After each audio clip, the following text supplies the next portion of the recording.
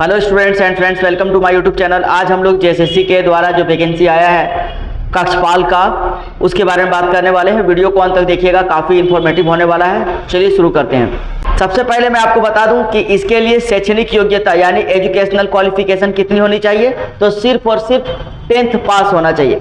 अगर झारखंड के या सेंट्रल गवर्नमेंट के किसी भी बोर्ड से आप मैट्रिक पास किए हैं तो आप ये फॉर्म भर सकते हैं। तो अगर आप जनरल से हैं तो मैक्सिमम 25 साल तक का आप फॉर्म भर सकते हैं। BC1 और BC2 यानी आपका पिछड़ा वर्ग 1 और पिछड़ा वर्ग 2 के लिए 27 वर्ग यानी 2 साल का एज रिलैक्सेशन उम्र में छूट मिला है।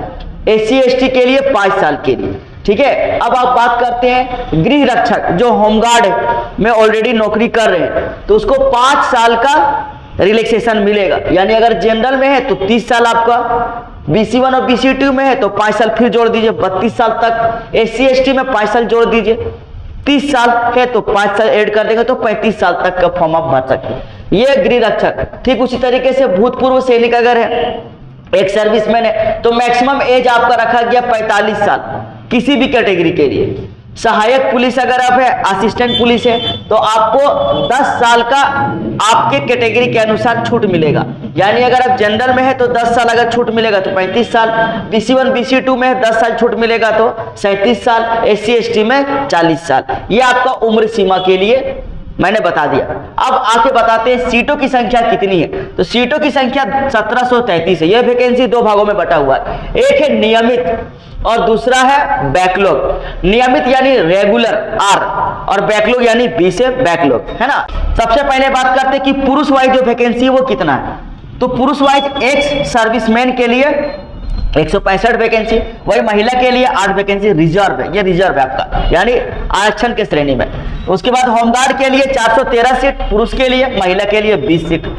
अन्य के लिए जो फ्रेशर है, जो कहीं नौकरी नहीं कर रहे हैं, उसके लिए 256 सीट और 36 सीट महिला के लिए। कुल मिलाकर के आप जोड़िएगा तो रेगुलर में आपका यानी नियमित रूप से 1634 वैकेंसी आता पुरुष के लिए और 19 सीटें बैकलॉग के लिए। मिलाकर के आप जोड़िएगा तो आएगा 1733 सीट, है ना। इसका चयन प्रक्रिया क्या होने वाला है, चलिए उसको विस्तार से समझते हैं। चयन प्रक्रिया जो है वो 3 भागों में बटा हुआ है, 1, 2 और 3। पहला है शारीरिक मापदंड यानी कि फिजिकल पैरामीटर उसका कैसा होना चाहिए, बॉडीली रिप्रेजेंटेशन कैसा होना चाहिए। तो कोटिवार पहले समझते हैं। पुरुष के लिए मैंने अलग लिखा, महिला के लिए अलग लिखा।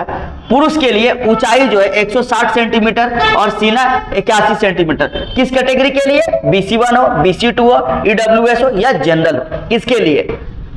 और महिला के लिए ऊंचाई जो है वो 148 सेंटीमीटर है, इसका सीना का माप नहीं होगा। अब बात करते हैं SC ST के लिए। SC ST के लिए ऊंचाई 155 सेंटीमीटर चाहिए न्यूनतम और सीना चाहिए 79 यानी 79 सेंटीमीटर। इसमें ऊंचाई महिला का गिना जाएगा, किसी भी कोटि का वो 148 सेंटीमीटर ही होना चाहिए। ठीक है, दूसरा बात करते हैं दक्षता परीक्षा यानी फिजिकल एफिशिएंसी टेस्ट। इसमें सिर्फ और सिर्फ आपका दौड़ होगा, 1600 मीटर आपको दौड़ना यानी 1 मील। पुरुषों को टाइम मिलेगा 6 मिनट का, महिलाओं को टाइम मिलेगा 10 मिनट का। ठीक है, अब बात करते हैं लिखित परीक्षा। लिखित परीक्षा जो है वो आपका जो होगा वो 3 पेपर में होगा, 2-2 घंटे का आपको समय मिलेगा। पेपर 1 के लिए 2 घंटा, पेपर 2 के लिए 2 घंटा, पेपर 3 के लिए 2 घंटा। पेपर 1 जो होगा उसमें हिंदी और इंग्लिश दोनों का टेस्ट होगा जो कि क्वालिफाइंग होगा, यानी सिर्फ और सिर्फ आपको पास करना, उसमें 30% लाना। ठीक है, हिंदी में 80 क्वेश्चन, अंग्रेजी में 40 क्वेश्चन, कुल मिलाकर के जोड़िएगा 120 क्वेश्चन। इसका आप गुना कर दे 3 से आएगा, क्योंकि ईच क्वेश्चन जो है वो 3 मार्क्स का होगा। नेगेटिव मार्किंग भी होगा, अगर आप गलत जवाब देते हैं तो 1/3 यानी 3 मार्क्स का 1/3 अगर आप निकालेंगे तो 1 मार्क्स आपका रिड्यूस हो जाएगा। कुल मिलाकर के 120 क्वेश्चन 360 मार्क्स का रहेगा। इसमें आप 30% अगर निकालिएगा तो 108 नंबर आपको लाना है। यानी आपको इसका 30% निकाल लीजिए, 120 का 30% होता है 40 क्वेश्चन सही करना। 40 क्वेश्चन आप हिंदी में ही सही कर देंगे। ठीक है, हिंदी और इंग्लिश दोनों मिला करके आपको 30% यानी अगर नंबर बात किया जाए तो आपको 40 क्वेश्चन सही करना है, और अगर मार्क्स की बात किया जाए तो आपको 108 मार्क्स लाना है। ये क्वालिफाइंग है, इसका आपका मेरिट के साथ कोई लेना देना नहीं है, आपको सिर्फ पास करना, इसका नंबर जो है सो जोड़ा नहीं जाएगा।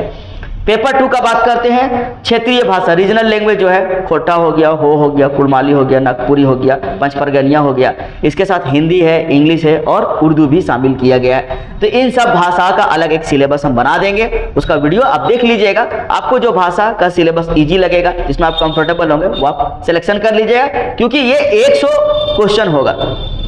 100 क्वेश्चन का होगा, हर क्वेश्चन 3 मार्क्स का, यहाँ भी आपका 300 मार्क्स होगा। नेगेटिव मार्किंग फिर से 1 मार्क्स आपको मिलेगा, कटेगा। एक क्वेश्चन अगर आप गलत करते तो 1 नंबर कट जाएगा। ठीक है, ये आपका पेपर 2 के लिए मैंने बताया। ये आपका मेगा सूची में यानी मेरिट में काउंट होगा, आपका नंबर ये जोड़ा जाएगा। पेपर 3 का देख लेते हैं। पेपर 3 में ये आपका 4 सब्जेक्ट से क्वेश्चन पूछा जाएगा। चलिए देखते हैं कौन कौन सा टॉपिक है। तो पहला है झारखंड सामान्य अध्ययन। अगर झारखंड स्पेसिफिक क्वेश्चन आपसे पूछा जा रहा है, यानी झारखंड स्पेसिफिक क्वेश्चन के 50 क्वेश्चन रहेंगे, झारखंड स्पेसिफिक से 50 क्वेश्चन। उसके बाद जो सामान्य अध्ययन होंगे वो आपका 40 क्वेश्चन, इसमें पूरे भारत से क्वेश्चन आपसे पूछा जाएगा। उसके बाद सामान्य गणित आपका 10 क्वेश्चन रहेगा और सामान्य विज्ञान आपका 20 क्वेश्चन रहेगा। इसमें भी हर क्वेश्चन 3 मार्क्स के रहेंगे। नेगेटिव मार्किंग इसमें भी एक क्वेश्चन का 1 मार्क्स कट जाएगा। कुल मिलाकर के 120 क्वेश्चन रहेगा और आपका 360 मार्क्स का ये रहेगा पेपर 3। तो कुल मिलाकर के पेपर 2 और पेपर 3 से आपका मेगा सूची तैयार किया जाएगा। अगर आप पेपर 2 और पेपर 3 में अच्छे मार्क्स लाते हैं तो आपका सिलेक्शन पक्का हो जाएगा। तो जो आज का जो वीडियो था उसमें हम लोग एग्जाम का पैटर्न, वैकेंसी और आपका जो योग्यता है उसके बारे में बात की है। नेक्स्ट वीडियो जो होगा उसमें हम लोग इसका डिटेल सिलेबस कि इसका सिलेबस क्या होगा, इसका सिलेबस क्या होगा और पेपर 3 का सिलेबस क्या होगा और कैसे एग्जाम की तैयारी करना है जिससे कि आपका एग्जाम में अच्छा मार्क्स आएगा। तो मैं आपको सजेस्ट कर रहा हूँ कि अगर आप पहले से किसी गवर्नमेंट एग्जाम की तैयारी कर रहे हैं तो उस एग्जाम को प्राइमरी तौर पर तैयारी करें। इसके लिए भी अगर आप समय देना चाहते हैं तो फिर वहीं से आपको समय निकालना होगा। जो समय का मैनेजमेंट कर लेता है वही सक्सेस हो पाता है, जो समय का मैनेजमेंट नहीं कर पाता है वो इंसान सक्सेसफुल नहीं हो पाता है। तो आपको लग रहा हो कि मैं 2 एग्जाम का तैयारी कैसे करूं, तो देखिए यहाँ का जो सिलेबस है वो किसी न किसी तरीके से आपके अदर एग्जाम से मिलता जुलता है। तो आपको सिर्फ 2 अलग चीज पढ़ना है, वो है झारखंड और वो है क्षेत्रीय भाषा।